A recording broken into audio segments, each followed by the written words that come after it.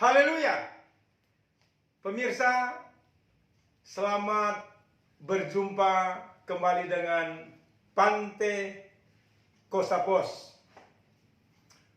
Pemirsa, sebagaimana kita ketahui, Gereja Pantekosta di Indonesia, Provinsi Banten, pada tanggal 7 hingga 8 Juni 2022 akan diadakan sebuah kegiatan atau pesta demokrasi rohani 5 tahun sekali yang dikenal dengan Musyawarah Daerah atau Musda.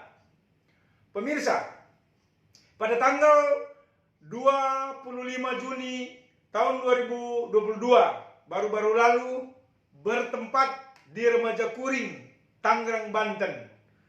Panitia nominasi GPDI Banten sudah menetapkan dan mengumumkan ada 5 nama yang sudah ditetapkan menjadi calon ketua MD. Adapun 5 nama tersebut masing-masing dengan nomor urut 1 Pendeta Martin Mangi, nomor urut 2 Pendeta Denny Bruce Mokoago, nomor urut 3 Pendeta Dolfi Salem, nomor urut 4 Pendeta Emil Ohi, dan nomor urut 5 Pendeta Samuel Charles Tumel, incumbent.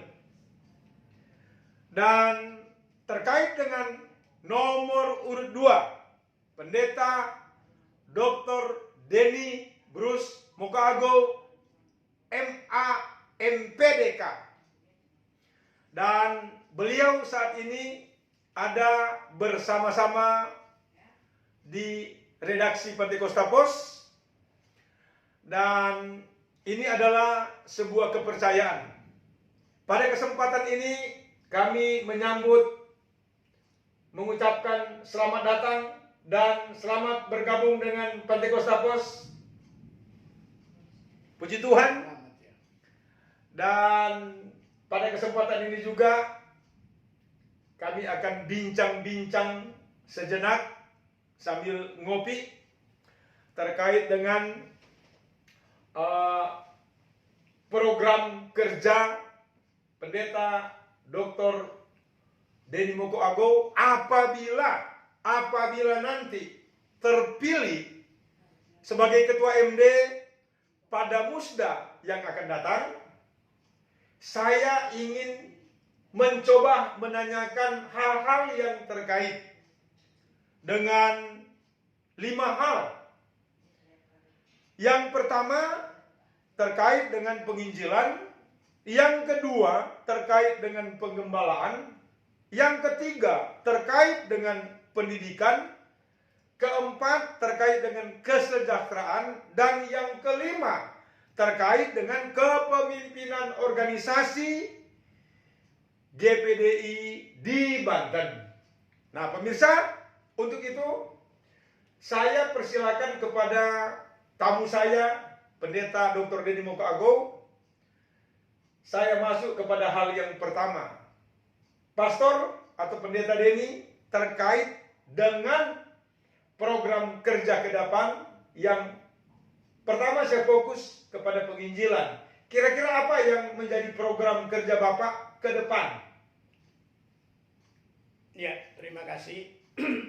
Sebelumnya alangkah baiknya barangkali saya menjelaskan sedikit bahwa dari visi misi yang telah saya sampaikan beberapa waktu lalu, maka saya mengatakan bahwa kesediaan saya untuk maju sebagai calon ketua Majelis Daerah Banten itu memiliki dasar setelah mengevaluasi berbagai hal yang terkait dengan kepemimpinan organisasi GPDI Banten. Maka hasil evaluasi saya maka perlu perlu merevitalisasi kepemimpinan GPDI Banten ke depan. Artinya, apa yang sudah dilakukan selama ini, mungkin di situ ada nilai plus, ada nilai minusnya. Namun demikian, menurut saya tentu saja hal-hal yang plus akan dilanjutkan. Tetapi hal-hal yang minus ini itu yang maksud saya sebagai bahan evaluasi dan untuk direvitalisasi ke depan. Termasuk di dalamnya adalah mengenai masalah penginjilan. Maaf Pak, sebelum lebih jauh kepada Ya, penginjilan, ini tadi Bapak menyinggung sedikit soal revitalisasi Ya. ke depan. Tapi sebelum melanjutkan, ini hal yang menarik. Ya. Ada yang tadi saya lupa, sebelum Bapak memaparkan soal penginjilan, ya, agar para gembala pendeta GPDI di Banten khususnya mengetahui ada satu hal yang tadi saya ingin lupa. Saya ingin tanya, ya. apakah benar-benar pendeta Denny sudah siap untuk maju dan tidak berubah lagi untuk maju sebagai salah satu calon? Mohon dijawab, Pak. Ya, jadi pada calon ini kita ada semacam saling berkomunikasi ya satu dengan yang lain, karena menurut saya komunikasi itu penting sehingga persaingan itu persaingan yang sehat ya, dan juga bukan soal supaya duduk, tetapi menurut saya yang lebih penting apabila kita duduk apa yang kita lakukan ke depan. Nah, saya sudah punya konsep, antara lain tadi beberapa hal yang saya evaluasi, bahwa tentu hal-hal yang kurang atau yang minus ini itu sesuatu yang tidak perlu dipertahankan ya. Itu harus diperbaiki, lalu kemudian merevitalisasi supaya lebih efektif pelayanan peran kepemimpinan daripada GPDI Banten ke depan. Antara lain tentunya masalah penginjilan ya. Penginjilan ini adalah merupakan satu amanat atau perintah Tuhan sendiri, di mana firman Tuhan mengatakan, pergilah dan jadikanlah mereka muridku. Nah, ini adalah sesuatu perintah. Nah, di dalam hal penginjilan ini kita bukan hanya memberitakan, tetapi di situ ada kelanjutannya, yaitu harus ada pendidikan, lalu harus ada penggembalaan. Nah, jadi dalam hal ini setelah mereka menerima Injil atau kabar baik ini, maka terhadap kepercayaan dan keyakinan itu juga perlu saya jelaskan bahwa penginjilan itu sebenarnya diutamakan kepada mereka yang belum tahu Injil, yang belum mengenal Injil. Jadi sasaran utama itu ya. Nah, kalau perlu kita ada semacam buat satu target. Dalam 1 tahun kira-kira tim penginjilan ini atau biro penginjilan ini dia bisa menargetkan berapa yang dimenangkan, berapa jiwa, artinya ya, ada sasarannya kepada memenangkan jiwa-jiwa ya, berapa petobat baru percaya Injil, percaya kepada Yesus Betul. Kristus, bertobat dan percaya kepada Yesus Kristus. Ya, maksudnya itu ya. betul. Artinya jangan sampai lalu hanya membuat penginjilan-penginjilan yang mereka yang sudah tahu Injil. Akhirnya kita hanya muter-muter di gereja antar gereja. Begitu. Menurut saya itu KKR. Ya. Jadi KKR itu memang di situ juga dikatakan penginjilan juga boleh juga, tapi menurut saya sasaran utama daripada penginjilan itu adalah mereka yang belum tahu Injil. Begitu. Nah, kalau kita bisa menargetkan, bisa mencapai berapa jiwa baru, berapa petobat baru yang akan dicapai, itu sangat bagus sekali. Lalu kemudian di dalam penginjilan ini tentu saja kita tidak bisa memaksakan orang harus percaya. Tapi masalah pemberitaan ini adalah harus disampaikan, sebab itu adalah hak setiap orang untuk menerima kabar baik itu. Karena di situ adalah perintah daripada Tuhan, apabila gereja tidak melakukan penginjilan, maka gereja itu sudah menyalahi panggilannya. Oleh karena itu penginjilan ini harus diutamakan sehingga orang lain bisa mendapatkan kesempatan untuk mendengar berita keselamatan yang adalah disebut juga berita kabar baik. Nah, jadi dengan penginjilan yang seperti itu, menurut saya tidak hanya berputar di internal kita, tetapi sasarannya adalah di eksternal gereja itu sendiri. Keluar dari gereja itu sendiri. Betul. Nah, karena menurut saya itu nanti ada pengembalaan yang barangkali kita bisa bicarakan. Tetapi penginjilan ini adalah sebaiknya ada target sasaran yang mau dicapai. Maka dengan demikian bagaimana mencapainya itu akan dibicarakan, ada rumus-rumus yang nanti akan dibicarakan. Ada pelatihan. Termasuk pelatihan, seminar-seminar pemberdayaan yang perlu mungkin dilakukan ke depan. Saya kira seperti itu. Oke. Kemudian hal yang kedua, kalau kita bicara soal penginjilan, ya kan artinya setelah kita memberitakan Injil, menyampaikan kabar baik, kemudian dia menerima kabar baik itu, dia menjadi percaya, kemudian orang itu memberi diri dan menerima Yesus. Nah, artinya kemudian itu kan dia digembalakan. Ya. Kira-kira begitu, Ya. Pak Ketua ya, Pak Betul. Pendeta ya. Nah, kemudian, artinya kita bicara soal pengembalaan itu kaitannya erat dengan mimbar Ya. pengembalaan, mimbar GPDI. Maka pertanyaan saya, kaitan dengan program kerja penggembalaan GPDI khususnya di Banten, seperti apa yang menjadi mimpi Pendeta Denny Moko Agung apabila mendapat kepercayaan memimpin GPDI Banten ke depan? Silakan, Pak. Jadi kaitannya dengan pengembalaan itu tentu saja kita harus mengetahui bahwa apa peran pengembalaan itu. Dia membimbing, dia menuntun domba-domba ini, lalu kemudian dia mencerdaskan, istilahnya membawa kepada rumput yang hijau.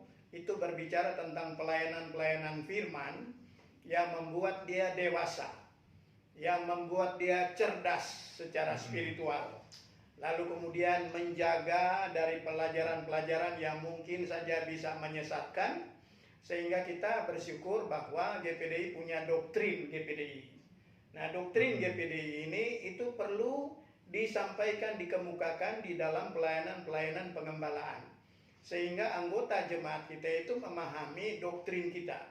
Bahwa gereja-gereja ini kan di dunia ini ada banyak denominasi. Semua denominasi itu memiliki doktrin gerejanya sendiri. Nah, karena kita punya doktrin GPDI, sedapat mungkin anggota jemaat itu memahami apa itu doktrin GPDI. Nah, sehingga itu bersifat pengajaran, pendidikan yang akan membangun pemahaman-pemahaman tentang firman Tuhan secara benar, dan itu adalah tugas daripada penginjilan, pengembalaan, bahkan pendidikan. Karena tadi Pak Pendeta tadi sudah menyinggung agak sedikit terkait dengan doktrin. Bisakah disebutkan doktrin yang dimaksud GPDI itu kira-kira apa-apa sih doktrin? Jadi doktrin GPDI itu kita percaya bahwa sebagaimana sejarah gereja kita, yaitu kita melihat bahwa pekerjaan Roh Kudus itu adalah sesuatu kunci utama yang terkait dengan apa yang sudah dilakukan di dalam keberadaan gereja itu, di mana ada peranan Allah Bapa, ada peranan Anak, dan ada peranan Roh Kudus. Nah, peranan Allah Bapa dan Anak telah selesai. Kita tahu bahwa istilah Bapa itu, karena itu juga Alkitabiah mengajarkan. Siapa Bapa itu? Dia adalah pencipta seluruh alam raya ini. Lalu kemudian bagaimana supaya manusia mengenal dia? Maka dia mewahyukan dirinya. Kalau Allah tidak mewahyukan dirinya, tidak ada manusia yang bisa mengenal dia. Nah, waktu Musa mau melihat dia, maka cahaya kemuliaan dari Tuhan itu sangat terang sekali. Bagaikan melihat matahari dengan sinarnya yang beribu kali lebih terang. Sehingga kita tidak bisa melihatnya. Karena memang kita manusia berdosa, jadi oleh karena itu maka kita tidak bisa melihat dia. Nah, sekarang bagaimana supaya manusia bisa percaya kepada Tuhan? Nah, ini doktrin. Ini artinya doktrin yang terkait dengan Trinitas ya. Betul. Trinitas. Jadi Nah, GPD menganut salah satu doktrinnya Trinitas. Ya, Nah, jadi ada peranan Allah Bapa, peranan Putra, Anak, dan peranan ya, Roh Kudus. Trinitas. Ya. Nah, jadi kemudian doktrin terkait dengan perjamuan kudus, Ya, pernikahan, ya. kemudian Itu sakramen ya, doktrin, baptisan, sakramen, penyerahan anak. Ya. Nah, doktrin selain tadi Trinitas menyangkut apa lagi itu? Jadi dalam Trinitas itu saya secara singkat karena waktu membatasi kita, maka di sini kita lihat bahwa Allah yang tidak kelihatan itu berinkarnasi menjadi manusia di dalam diri Yesus Kristus. Nah, di sini kita melihat ada konsep ketuhanan di sini yang penting dipahami, di mana Tuhan yang kita sembah itu dia kan absolut sifatnya, dia transenden sifatnya, menjadi manusia, lalu mati pula. Nah, tetapi kita lihat bahwa kematian itu dalam hal kemanusiaannya, di mana dia berinkarnasi menjadi manusia supaya manusia mengenalnya. Tetapi yang kita lihat dalam diri Yesus, natur yang ada dalam diri Yesus bukan hanya manusia, tetapi dia juga bersifat yang ilahi. Karena dia memiliki satu kodrat yang berbeda dengan kita. Nah, itulah sebabnya di sini kita lihat bahwa ketika Yesus datang, ternyata sebelum Yesus datang, yang lahir pada perayaan Natal itu sudah ada nubuat berapa ribu tahun yang lalu. Itu sudah ada nubuat bahwa ada seorang putra yang akan lahir. Dan antara Yesus dengan nabi-nabi yang terakhir adalah Nabi Yesaya, itu memiliki jarak yang cukup panjang sekitar 600 sampai 700 tahun, kurang lebih. Oke. Saya pikir kita tidak perlu terlalu melebar lebih jauh tentang itu. Nah, saya masih ada sedikit yang saya tanya terkait dengan pengembalaan itu. Selain tadi Bapak punya penekanan di pengembalaan lewat mimbar akan mensosialisasikan bahwa doktrin GPDI tadi sudah disebutkan, ya, salah satu Trinitas. Betul. Kemudian selain itu terkait dengan pengembalaan apa yang ada di dalam mimpi Bapak ke depan? Jadi pengembalaan ini menurut saya antar sesama gembala yang terkait dengan perannya perlu ada satu hubungan antar gembala sidang secara harmonis, damai, dan sejahtera. Dengan adanya hubungan yang harmonis ini, maka tidak ada persaingan antara gembala di tempat A dan di tempat B. Tidak ada gap antara gembala yang di kota dan di desa. Tetapi di situ ada saling menghargai, saling menghormati, karena ini merupakan satu kunci daripada pemberitaan Injil itu, namanya kabar baik. Jadi di dalam hal pemberitaan ini sebagai gembala, perannya di sini memberikan satu contoh dan teladan dalam kehidupan jemaatnya sendiri. Nah, oleh karena itu hubungan yang damai antara sesama hamba Tuhan itu perlu diciptakan dan perlu dipelihara sedemikian rupa sebagai sesuatu nilai kesaksian seorang hamba Tuhan. Apabila kita bersaing secara tidak sehat, maka itu adalah kesaksian yang buruk dan tidak ada hubungan dengan firman Tuhan. Lalu kemudian, menurut saya di Banten ini terutama daerah Serang, Cilegon, Pandeglang, dan Rangkas Bitung itu satu wilayah yang disebut wilayah 10. Dia terdiri dari dua kota, 3 kabupaten. Cuma ada 20-an gembala di sana. Nah, semua ngumpul di daerah Tangerang. Nah, menurut saya untuk ke depan perlu dikembangkan supaya ini jadi sasaran pengembangan untuk ke depan, sehingga ada satu keseimbangan. Nah, ini menurut saya satu program yang perlu dilakukan dalam kepemimpinan Majelis Daerah ke depan. Lewat pesan-pesan mimbar. Ya, Betul. ada nggak seperti contoh pesan-pesan di mimbar itu? Nah, menurut saya kita menyampaikan khotbah yang sama, misalnya 260 ya, gembala. Kira-kira tema khotbahnya. ya, menurut saya alangkah baiknya ada program tentang misalnya pemahaman tentang kesetiaan. Apa itu kesetiaan? Maka dalam 1 bulan misalnya ada satu tema yang sama yang dikhotbahkan di 260 gembala sidang. Dengan begitu maka ada satu keseragaman dan membentuk satu karakter yang sama di situ. Nah, ini sebagai satu contoh saja. Karena misalnya kalau kita berbicara tentang integritas, apa sih integritas? Nah, apa itu pertobatan? Apa itu kedewasaan? Nah, jadi di sini kita lihat misalnya sebagai contoh.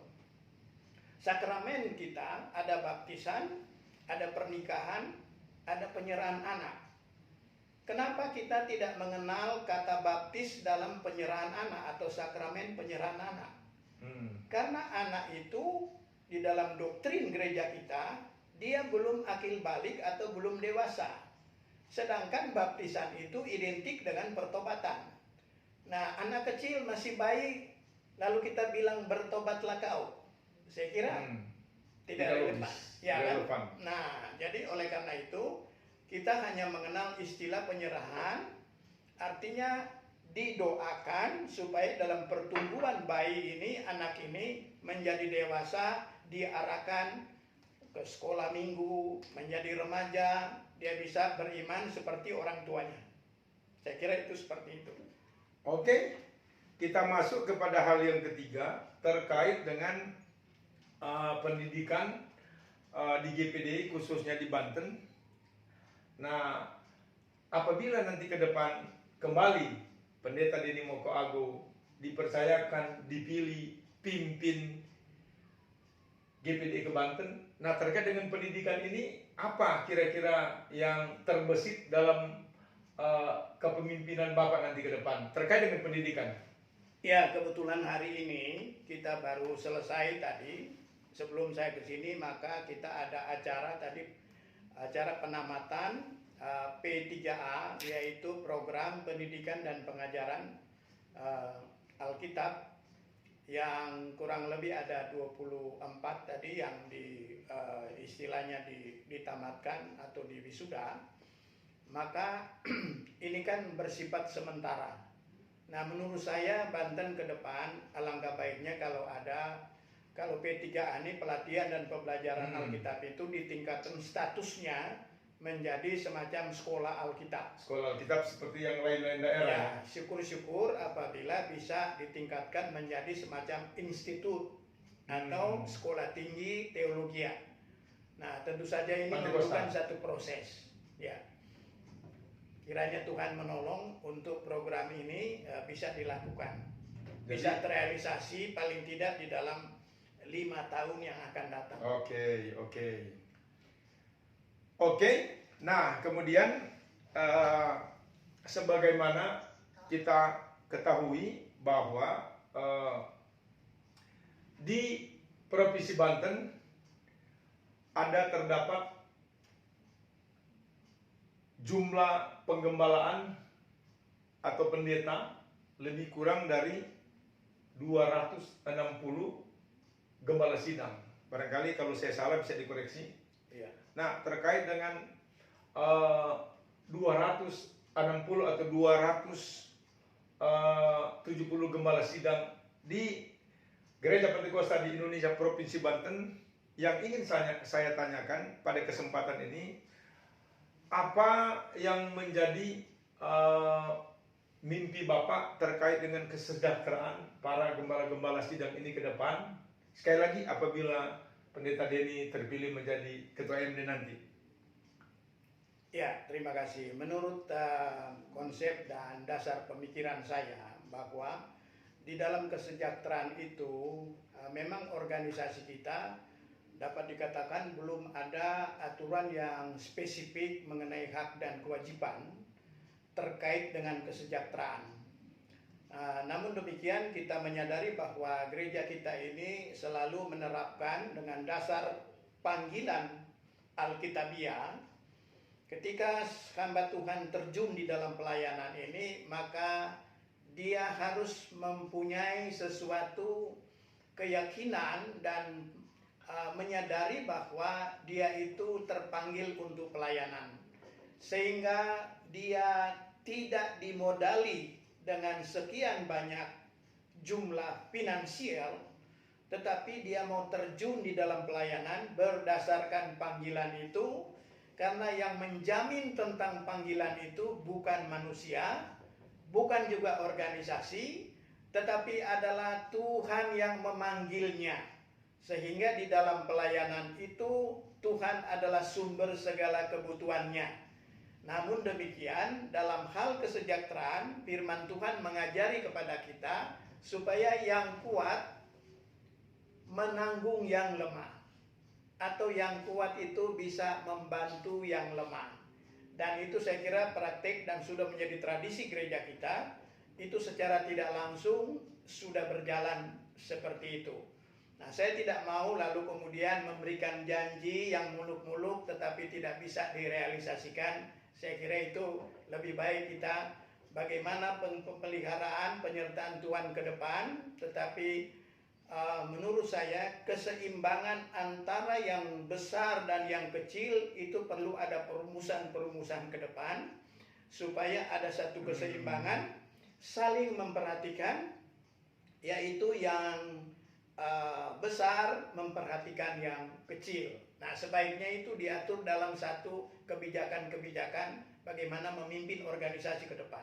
Artinya yang sudah berhasil Ya, di penggembalaan dengan jemaat yang besar, ya, turut memperhatikan betul. yang contoh Masih mungkin dalam perintisan.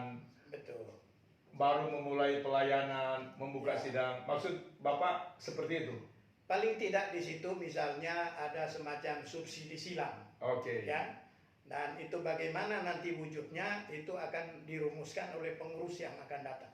Tidak janji, tapi Ya, mudah-mudahan betul. mimpi ini bisa menjadi kenyataan. Ya, kalau saya misalnya menjanjikan kasih jumlah sekian tiap bulan, lalu tidak bisa terrealisasi, belajar daripada apa yang saya alami beberapa waktu yang lalu, seorang calon menjanjikan macam-macam tetapi realisasinya tidak ada. Oke. Nah, Yang jelas tentu tidak terlepas dari keuangan organisasi ya. ya tentunya saya harus mengakui bahwa misalnya salah satu yang kita canangkan dalam program kita yaitu BPJS.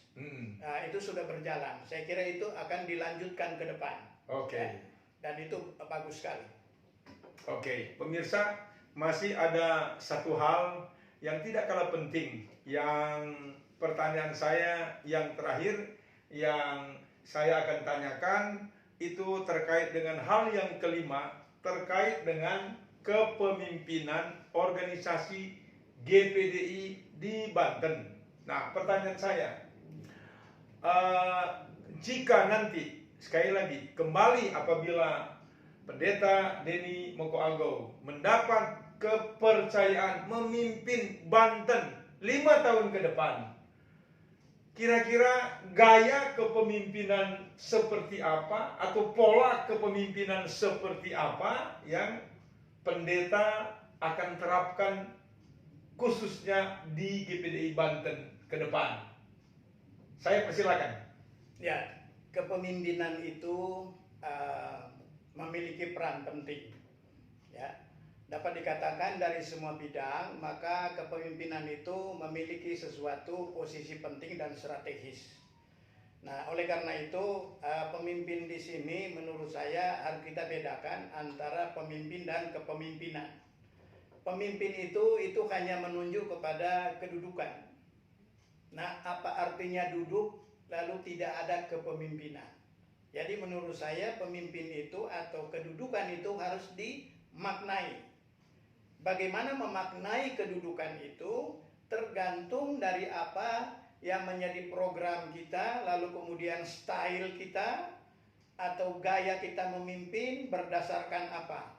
Nah, menurut saya kepemimpinan gereja itu tidak bisa disamakan dengan kepemimpinan organisasi sekuler. Oke. Sebab kepemimpinan gereja itu tidak boleh bersifat memerintah, tidak boleh bersifat otoriter. Tetapi kepemimpinan gereja itu lebih bersifat kepada membimbing, memberikan pembinaan. Jadi mungkin ada kesalahan-kesalahan yang terjadi, maka tidak boleh lalu kemudian tanpa pembinaan sudah dibinasakan. Ini menurut saya itu sama sekali tidak relevan dengan ajaran firman Tuhan Artinya atau Alkitab. yang dimaksud dengan dibinasakan maksudnya diberhentikan Ya, tanpa salah. ya, misalnya di sini satu kesalahan, kita harus lihat dulu kesalahannya ini itu patut dikenakan dengan pasal mana. Begitu. Oh, artinya kembali ke ADRT kalau gitu. Betul. Ada, Jadi kita sudah punya acuan organisasi yaitu ADART.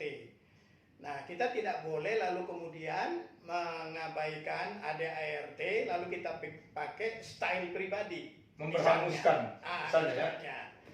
Jadi itulah sebabnya pembimbingan itu sifat daripada kepemimpinan gereja, sebagaimana Yesus sebagai kepala gereja juga memberikan contoh itu.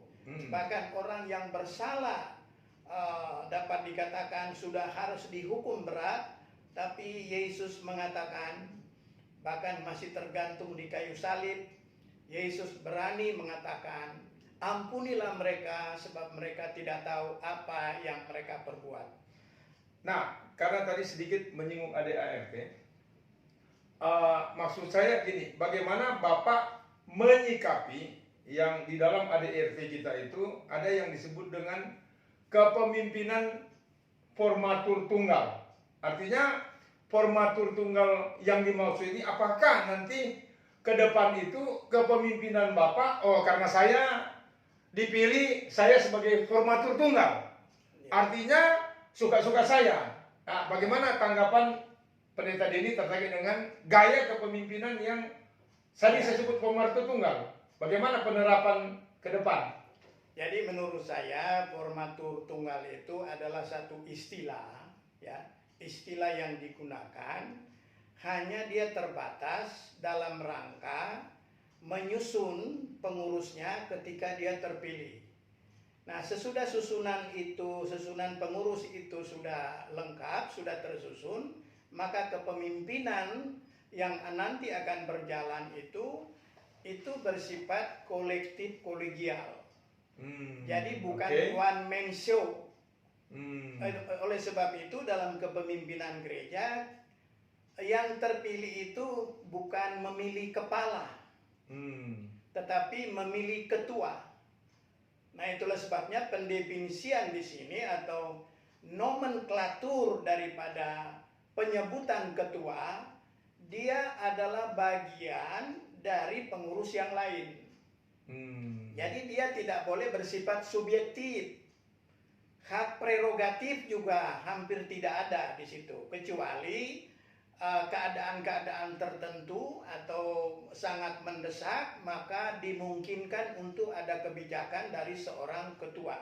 Artinya kalau Pendeta Denny nanti terpilih sebagai ketua MD di Banten, Ya. penggunaan istilah formatur tunggal itu artinya hanya dalam penyusunan kabinet. Ya. Oke, Jadi hanya sampai setelah tersusun kepengurusannya, formatur tunggal itu harusnya sudah tidak berlaku. tidak berlaku. Artinya Merupakan sesuatu keanehan apabila formatur tunggal ini berlaku satu periode 5 tahun. 5 tahun. Oke. Itu menurut saya itu satu kerancuan yang tidak bisa didefinisikan, ya.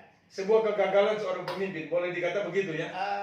Jadi salah paham. Salah paham. Jadi sekali lagi berarti kalau Bapak terpilih ke depan dalam hal pengambilan keputusan Ya. itu kolektif kolegial. Harus bersifat kolektif. Selama 5 tahun kira-kira Ya. bisa dijamin nggak ini ke depan? Menurut saya